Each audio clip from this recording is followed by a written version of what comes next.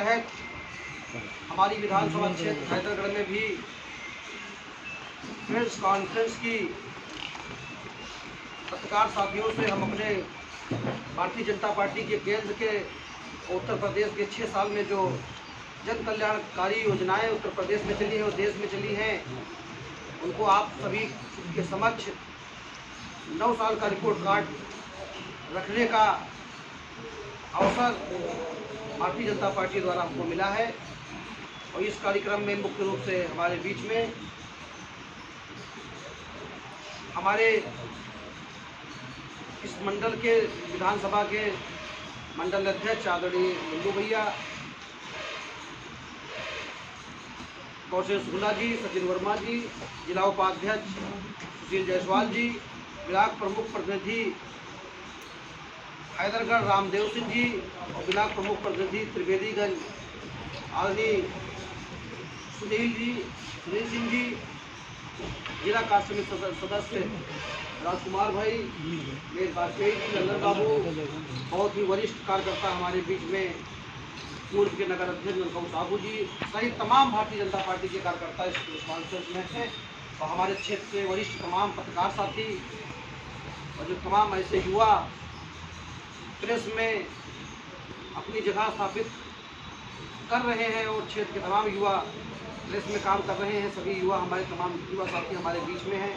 मैं इस कार्यक्रम में सभी पत्रकार साथियों का इतनी देर से इंतजार कर रहे थे हम लोगों का, और समय निकाल कर इतनी चिलचिलाती धूप में आए हुए हैं। इसके लिए मैं अपनी तरफ से और भारतीय जनता पार्टी परिवार की तरफ से सभी पत्रकार साथियों का आभार व्यक्त करता हूँ। रही बात सरकार की उपलब्धियों की, तो जिन बदलाव के लिए भारत की जनता ने माननीय प्रधानमंत्री जी के ऊपर भरोसा किया था, उन बदलाव को भारत आने वाले 9 साल में जो बीते हैं कार्यकाल में, उन बदलाव तमाम ऐसे क्षेत्र हैं जिसमें तमाम बदलाव देखने को पूरे देश ने और पूरे विश्व ने देखा है। आज गरीब कल्याण के लिए सरकार काम कर रही है। कोई सोच नहीं सकता था कि भारत जैसी बड़ी आबादी में 9 साल पहले एक गरीब महिला ये नहीं सोच सकती कि हम गैस सिलेंडर पे खाना बनाएंगे। आज गरीब से गरीब महिला के पास गैस का अपना सिलेंडर है।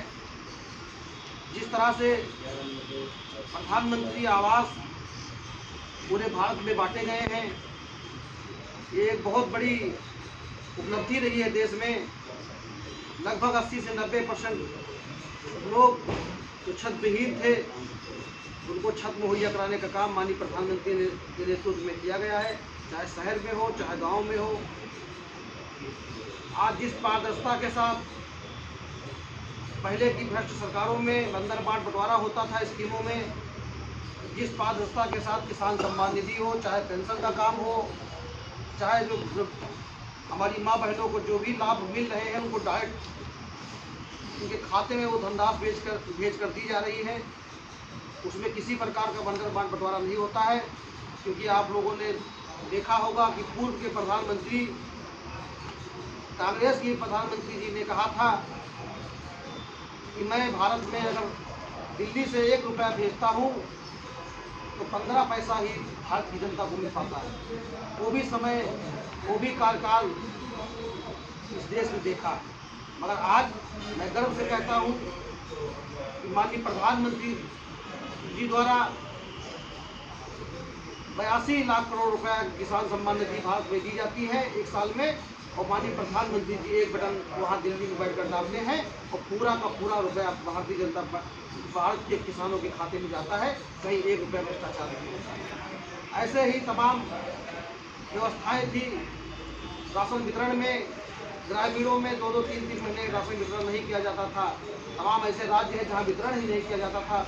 लोग जानते ही नहीं थे कि हमारा राशन कार्ड बना हुआ है कि नहीं बना हुआ है। उसको इलेक्ट्रॉनिक मशीन से जोड़कर उसमें भी भ्रष्टाचार रोकने का काम भारतीय जनता पार्टी के नेतृत्व में हुआ है। इस तरह उत्तर प्रदेश में तमाम माफिया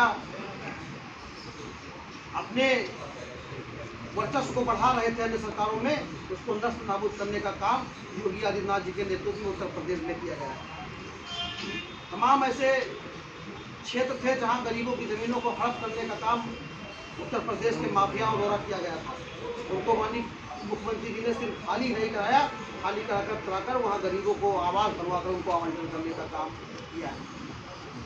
आज हमारी बहन बेटी घर से निकलती है तो उसको किसी प्रकार का भय और डर नहीं रहता है, चाहे कॉलेज के लिए हो, चाहे नौकरी के लिए हो, चाहे अपने किसी निजी काम के लिए हो। कोई भी सौदा, कोई भी लफंगा उसे छेड़खानी करने की जरूरत नहीं कर सकता। अगर करता है तो उसको उचित जो सरकारी व्यवस्था है, कानून के हिसाब से उचित दंड दिया जाता है। पहले अपराध तो होते थे, अपराध आज भी हो रहे हैं, अपराधों में कमी आई है। अपराध पहले भी थे, और पहले अपराध होने के बाद अपराधी को सजा नहीं मिलती थी। आज अपराध होता है तो अपराधी को सजा मिलती है।